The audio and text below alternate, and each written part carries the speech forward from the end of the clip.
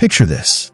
It's 2017. You're standing in a converted warehouse in Williamsburg, Brooklyn. The walls are black. The lighting is whatever a $300 a night art director decided was edgy. There are open bars, plural. There's a DJ from Berlin. And somewhere in the middle of all of this is a man named Shane Smith, raising a glass of Pappy Van Winkle bourbon, telling a journalist from the New York Times that Vice Media is worth $5.7 billion. More than the New York Times itself, more than BuzzFeed, Vox, and Vice's other digital competitors combined. Disney had written them a check. 21st Century Fox had written them a check. George Soros, the legendary investor who broke the Bank of England, had written them a check. Vice wasn't just a media company. It was a phenomenon, the self-proclaimed voice of a generation. The punk kids who'd conquer Wall Street. The scrappy magazine from Montreal that had somehow become one of the most valued media brands on the planet. Now picture this. It's May 2023. That same company, Vice Media, files for Chapter 11 bankruptcy protection. 600 employees are shown the door. The brand that was once worth $5.7 billion is eventually sold at auction for just $225 million, a markdown of nearly 97%. Shane Smith, the man who convinced Disney to give him $250 million, is reportedly selling mansions in Malibu and the British Columbia wilderness. The parties are over. The bourbon is gone. The warehouse is dark. So how does this happen? How does the coolest media company in the world, the one that filmed exclusive documentaries in North Korea, that launched HBO's most talked about news show, that had a record label and a restaurant empire and a TV channel and an ad agency, become a bankrupt, hollowed-out shell in just 7 years? The answer is a story about ambition, about FOMO, about the most dangerous drug in Silicon Valley and on Wall Street. And no, it's not what you're thinking. The drug is called valuation, and Vice Media overdosed on it. This story of ambition and ruin is just one chapter in the massive shifts reshaping global finance and media. The forces that brought down Vice, the collapse of digital advertising, the hollowness of growth at all costs, the illusion of valuations untethered from reality. These aren't isolated events. They're patterns, and they're happening right now in companies you use every day. If you want to understand who really holds the power in the modern economy, who wins, who loses, and why, you need to follow these stories. We cover them every week. So if you're not already subscribed, now's the time. Hit that button and let's get into it. The year is 1994. The city is Montreal, Quebec, and three guys, Soroush Alvi, Shane Smith, and Gavin McInnes, are putting out a free magazine. They call it Voice of Montreal. It isn't pretty. The offices are reportedly less startup chic and more condemned building. The aesthetic, if you could call it that, is Xerox machine punk. Raw, abrasive, deliberately anti-establishment. The magazine was funded, in part, by a local welfare-to-work program run by the city of Montreal. So in a way, you could say that Vice, a company that would one day negotiate with Disney, was launched on government welfare. That irony would have made the early editors proud. What made Voice of Montreal, soon renamed Vice Magazine, different from every other alt-weekly clogging the racks at coffee shops was a simple, radical editorial philosophy. Go where the mainstream media won't. Cover the people they ignore. Write about drugs with the honesty of someone who's actually done them. Document subcultures that polite society pretends don't exist. Be funny, be crude, be real. In the mid-90s, that was genuinely transgressive. The internet barely existed. CNN was king. And mainstream media had a very specific idea of who its audience was.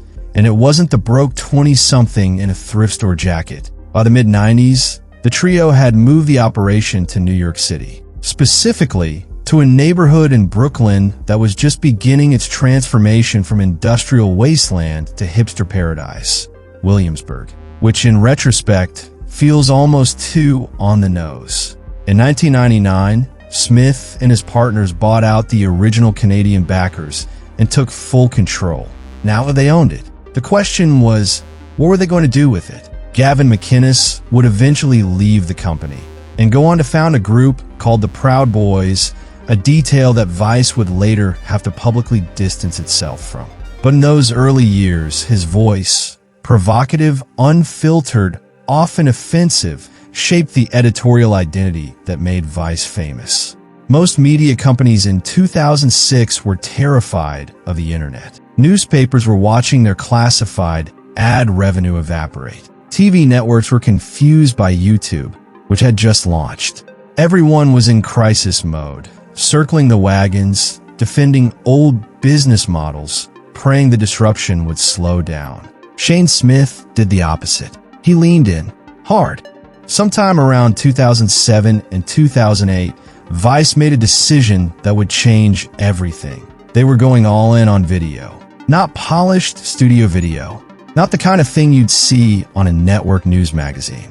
Raw, first-person, immersive documentary journalism. The kind where the reporter is sweating, where the camera shakes, where you can't quite tell if the person on screen is a journalist or a character in a very dangerous movie.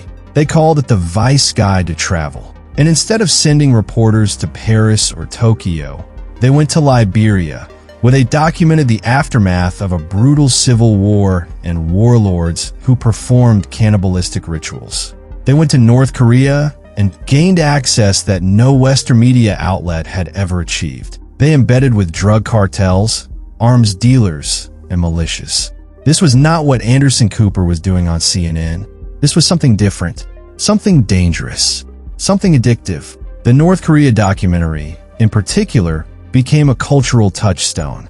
Broadcast journalist Dennis Rodman-esque access behind the most closed border on Earth, presented through the lens of young, irreverent reporters who seemed genuinely unafraid of dying. It racked up millions of views at a time when 1 million YouTube views was still a remarkable achievement. And the key insight, the one that most media analysts missed at the time, was demographic. Vice wasn't just getting views. It was getting the views of 18 to 34-year-olds. Young men, specifically, who had essentially stopped watching television. In media, that demographic is the holy grail. Advertisers, particularly beer companies, automotive brands, and consumer electronics giants, would pay extraordinary premiums to reach them. And they were impossible to reach. They weren't reading newspapers. They weren't watching network TV. They weren't clicking on banner ads, but they were watching Vice. By 2012, Vice had launched Vice.com as a full-fledged digital media destination. The YouTube channel was growing at a pace that made traditional media executives physically uncomfortable. Shane Smith was being invited to speak at Davos, the annual gathering of the global financial elite in the Swiss Alps, to lecture on the future of media. Let that sink in for a moment. The guy who started a punk magazine on Canadian welfare was now telling the world's most powerful bankers and CEOs what the future looked like. And they believed him. To understand what happened next, you need to understand the media landscape of 2013 and why it terrified the biggest players in the industry. Netflix had just started producing original content. Facebook was eating the world's attention. BuzzFeed was generating hundreds of millions of page views a month by making the internet laugh. And traditional media, the television networks, the cable giants, the film studios, were staring into an abyss. Their audience was aging. Their ad revenues were softening, and they didn't know how to speak to millennials. Vice did, or at least Vice appeared to. And in a panic-driven market, appearance is everything. In August 2013, 21st Century Fox, Rupert Murdoch's media empire, invested $70 million in Vice Media, purchasing a 70% stake in a new joint venture called Vice Distribution. The deal valued Vice at approximately $1.4 billion. Stop there for a moment. $1.4 billion. For a company whose primary products were a magazine and some YouTube videos. A company that had never been publicly traded. A company whose revenue model was, to put it charitably, still being figured out. But Murdoch wasn't buying a business model. He was buying a demographic. He was buying credibility with young audiences who'd never voluntarily watch Fox News. He was buying insurance against irrelevance.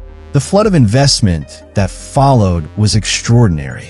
In 2014, A&E Networks, a joint venture between Disney and Hearst, invested $250 million in Vice, acquiring a 10% stake. This pushed the valuation even higher. Then, in 2017, came the deal that cemented Vice's legend. Disney, the Walt Disney Company, the most powerful entertainment brand on the planet, made an additional investment that valued Vice Media at $5.7 billion. To put that in perspective, at the time, that was more than what the market said the New York Times Company, a 170-year-old institution with thousands of journalists and global infrastructure, was worth. Let that double standard marinate. And the logic, if you were sitting in a boardroom in Burbank or Midtown Manhattan, was not entirely crazy. Vice claimed to reach 350 million people a month across its platforms. Its video content was approaching 1 billion views monthly.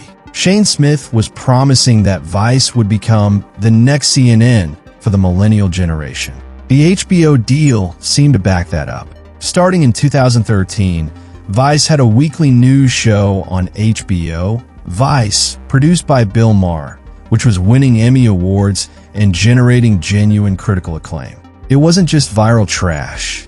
It was respected journalism. The show eventually spawned Vice News Tonight, a nightly news program that launched in 2016 and was widely praised. Here's the thing about the valuation, though. Here's the dirty secret that everyone in a position to know was carefully not saying out loud. Vice was being valued like a tech company, not a media company. In Silicon Valley, you value a company on its growth rate and its addressable market, not its current profits, which would be zero or negative. You pay up for potential. You accept losses now in exchange for market dominance later. That's how you justify Amazon's price-to-earnings ratio. That's how you justify Uber burning billions of dollars in venture capital money. The logic is get big fast, then figure out the money. Media companies have never worked that way. Newspapers, magazines, TV networks, they've always been valued on cash flow,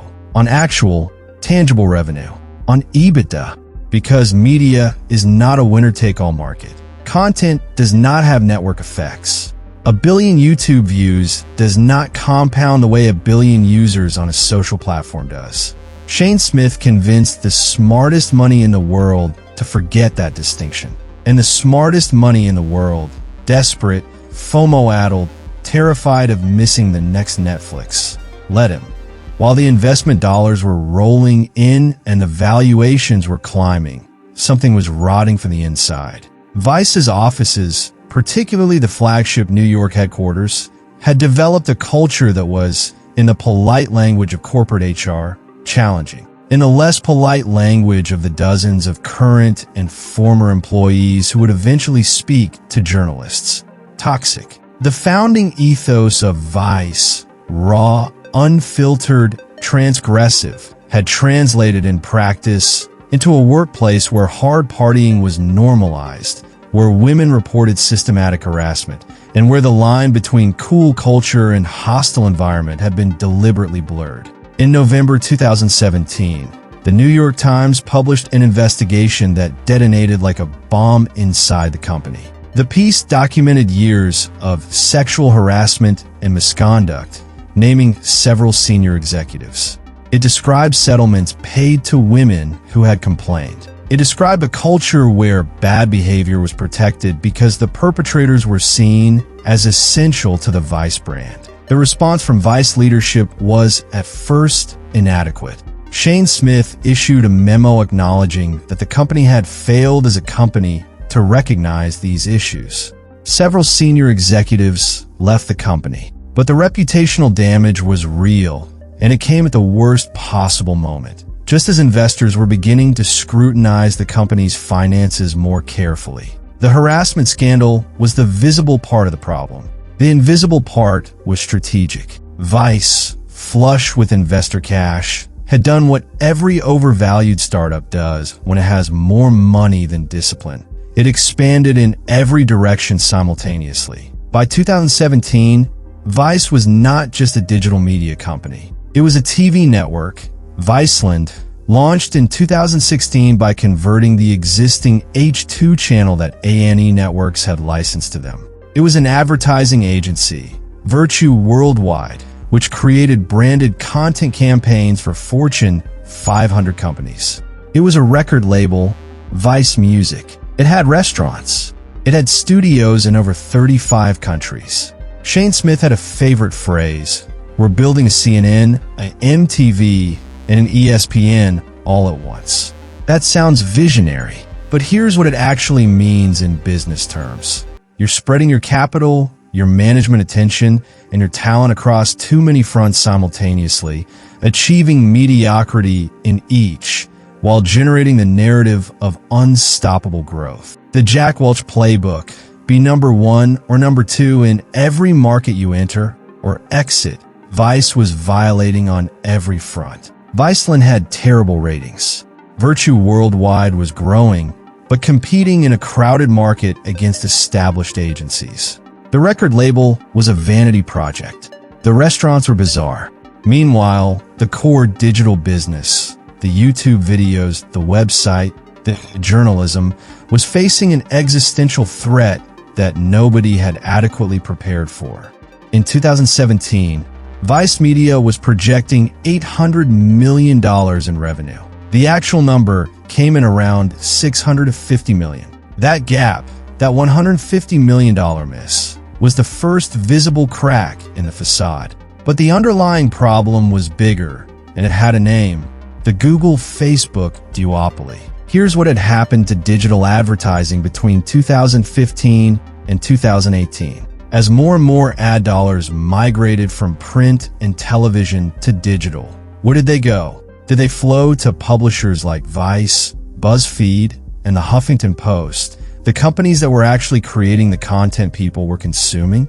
No, they went to Google, and they went to Facebook because Google and Facebook had something that no content publisher could match: data, targeting. The ability to tell an advertiser not just that their ad appeared on a web page about millennial culture, but that their specific ad was seen by a 28-year-old male car enthusiast in Denver who had searched for Toyota Tacoma 3 days ago. By 2017, Google and Facebook were capturing 84 cents of every new digital advertising dollar spent in the United States. 84 cents. That left 16 cents for everyone else. Every publisher, every platform, every media company that had built its business model on the premise that digital advertising was the future. The future had arrived. It just didn't belong to Vice. Viceland, the TV channel, was a disaster by almost any metric. In its first year, it averaged roughly 60,000 viewers per night in prime time. To give that context, local news in mid-sized markets routinely gets 200,000. The channel that Vice had promised would redefine cable television was, in practice, unwatchable to most of the audience Vice was supposed to represent. Millennials don't watch linear television, and the programming, shows about drugs, food, and subculture, felt like a pale imitation of Vice's actual digital content. The irony was painful. Vice had built its reputation by being raw and authentic. Viceland felt produced, corporate, safe. It was Vice in a suit, and nobody wanted to see that. Then came 2018, and the year that should have been a triumph became a reckoning. Revenue targets were missed again. The company began a series of layoffs, first small, then larger. Hundreds of journalists and production staff were let go in waves throughout 2018 and 2019. Each round was accompanied by a management memo about restructuring and refocusing, the corporate euphemisms that employees have learned to decode as, "We're in trouble and we don't know how to fix it." The HBO relationship, the partnership that had given Vice its most prestigious platform, was terminated in 2019. HBO had paid Vice approximately $250 million over several years for its documentary series. When that deal ended, Vice lost not just the money, but the credibility anchor that had made it a serious journalism outfit in the eyes of the industry. Shane Smith, whose personal mythology had been central to Vice's identity and its investor pitch, stepped back from day-to-day operations. Nancy Dubuque, a television executive who had run A&E Networks, was brought in as CEO in 2018, a hire that signaled the investors were done letting Smith run the show. Dubuque was by all accounts talented and capable, but walking into Vice in 2018 was not unlike walking into a burning building and being handed a garden hose. The structural problems, the debt load, the inflated cost structure, the business model dependent on ad revenue that was going to Google, were not solvable by a new CEO without also solving everything else simultaneously. And then a global pandemic arrived. COVID-19 hit media companies hard. Ad spending collapsed in early 2020. Events were canceled. Productions shut down. Vice, already wounded, took another serious blow. More layoffs, more restructuring, more memos. By 2020, the question for Vice was no longer how do we grow? It was who will buy us and for how much. The company began an extended, torture process of seeking a buyer or a merger partner that would drag on for the better part of 3 years. The details that leaked to the press during this period painted a picture of a company in full crisis and a management team that still couldn't quite accept the reality of what their company was worth. There were rumors of conversations with Apple, reportedly about a streaming deal that would bring Vice content to Apple TV+. Those talks went nowhere. There were discussions with various private equity firms. There were conversations with Spotify about a potential acquisition driven by Vice's podcast assets. There were reports of interest from strategic buyers who wanted Vice's production capabilities and brand recognition in certain international markets. None of it materialized. By 2022, Vice was carrying an estimated $850 million in debt. The company that had been valued at $5.7 billion could not find a buyer willing to pay anything close to that. Could not, in fact, find a buyer willing to write a check for even a fraction of it. In December 2022, Vice raised a new round of financing, a kind of emergency transfusion of $20 million from its existing investors. $20 million.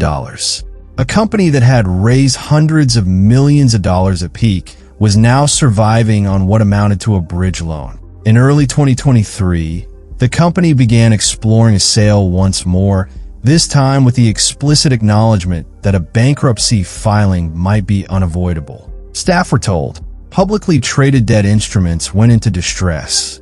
On May 15, 2023, Vice Media filed for Chapter 11 bankruptcy protection in the United States Bankruptcy Court for the Southern District of New York. The filing listed assets of approximately $350 million against liabilities of close to $950 million. The assets exceeded the liabilities on paper, which is why it was Chapter 11 and not liquidation. But the operative reality was that the company was functionally broken, unable to service its debt, and dependent on a court-supervised process to determine its future. An auction was held. The winner, in June 2023, was a consortium led by Fortress Investment Group, a private equity and credit firm, along with Soros Fund Management. Yes, the same George Soros who had once invested in Vice at a valuation of billions in Monroe Capital. They paid $225 million. $225 million. For the entire company, for the brand, the archives, the studios, the content library, all of it. That's a loss of roughly $5.5 billion in value from the company's peak. The employees, the journalists, the producers, the camera operators, the editors, the hundreds of people who had built Vice's content day after day, received notice that their jobs were eliminated. Some were rehired by the acquiring consortium. Most were not. Shane Smith retained a minority stake in a new entity as part of the restructuring, according to reports. He did not, as far as anyone can tell, suffer the same fate as his rank-and-file employees.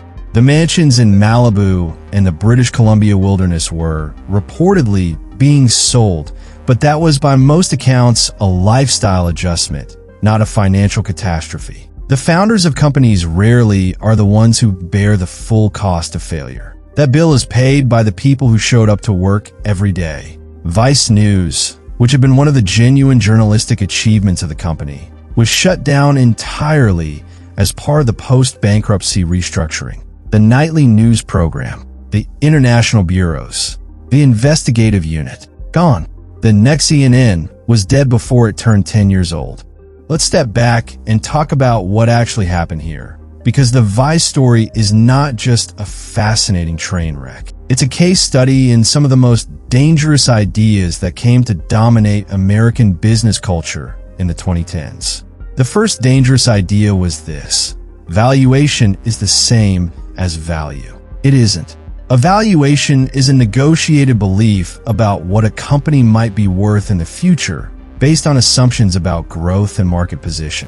It is not a measure of what a company is actually worth today. Vice was valued at $5.7 billion because a group of large, scared media companies were willing to pay a premium to access a demographic they couldn't otherwise reach, and because Shane Smith was extraordinarily good at selling a story. But a valuation of $5.7 billion means nothing if the company cannot generate the cash flows necessary to justify that number. And Vice never could.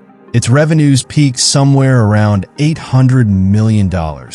Respectable, genuinely impressive for what started as a punk zine, but nowhere near the revenue base required to justify a nearly $6 billion enterprise value. The second dangerous idea was growth fixes everything. It doesn't. Growth can mask problems. Growth can defer reckonings. But if you're growing a fundamentally broken business model, one where your unit economics don't work, where your largest revenue stream is being captured by competitors you can't beat, then growth just means you're failing faster and more expensively. Vice had genuine growth in audience and in revenue for years. But the cost of that growth, the international expansion, the failed TV channel, the branded content agency that required expensive talent and infrastructure, consumed more capital than the growth generated. That's not a growth company. That's a money furnace dressed up as a growth company. The third dangerous idea was culture is a strategy. Vice's great strength, the authentic, transgressive, outsider culture that made it compelling, was also its greatest weakness when it had to operate as a multi-billion-dollar corporation. The coolness that attracted investors and audiences alike was fundamentally incompatible with the governance, accountability, and operational discipline required to run a company of that size and complexity. The harassment scandals were not an accident. They were the inevitable result of a culture that celebrated transgression and treated accountability as uncool. And here's perhaps the most bittersweet irony of the entire story. Vice, at its best, produced genuinely important journalism. The North Korea documentaries, the coverage of the Islamic State from inside the caliphate, the reporting on environmental destruction in the Amazon, the Vice News team that won a Peabody Award. That work was real. It mattered. It reached audiences that traditional journalism couldn't reach, and it told stories that needed to be told. Good journalism requires funding, and Vice found funding, billions of dollars of it. But the funding came with assumptions, with growth targets, with an expectation of returns that the journalism business, however good the journalism, cannot reliably generate. The money that was supposed to sustain the journalism ultimately destroyed it. The tragedy is not that a company failed. Companies fail all the time. The tragedy is that when Vice failed, it took with it a journalism infrastructure, reporters with sources, relationships with fixers in dangerous places, institutional knowledge built over decades that cannot simply be rebuilt. Those Vice News journalists are now scattered. Some landed at other outlets. Many left journalism entirely. The institutional knowledge is gone. The party is over. The $5.7 billion is gone. And the only thing left is the question that every media company every startup and every investor should be asking themselves right now. Is my valuation real, or is it a story? Because stories eventually end. Vice isn't a one-off, it's a template. And if you look around the media landscape right now, at the streaming services bleeding cash, at the digital publishers trying to survive on a fraction of the ad revenue they projected, at the podcast networks that raise venture capital at insane multiples, you'll see the same patterns. The same FOMO-driven investment, the same gap between valuation and value, the same growth at all costs logic that ends in the same place. So here's my question for you. And I want you to actually think about it and drop your answer in the comments. Which media company do you think is next? Which brand that feels permanent, that feels too big or too cool to fail, is quietly sitting on a foundation of sand? Put your answer below. I read every comment. I'm genuinely curious what you think. And if you haven't subscribed yet, if you found this video through a search or a recommendation, subscribe now. Because next video, we're going to be looking at another company that's been wearing $1 billion valuation like a costume. And I think you're going to want to see that one. I'll see you there.